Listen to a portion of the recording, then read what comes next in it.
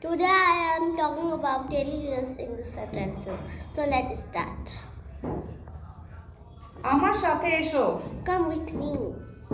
এখানে দাঁড়াও। Stand here.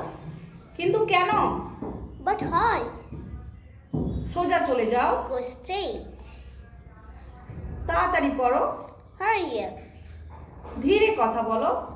Speak slowly. এটা কি অনেক দূরে? It is far away. আমার যেতে হবে। I have to go. সাবধানে থেকো। Be careful. ঘুরে দাঁড়াও। Turn around. আমি বই পড়ছি। I am read books.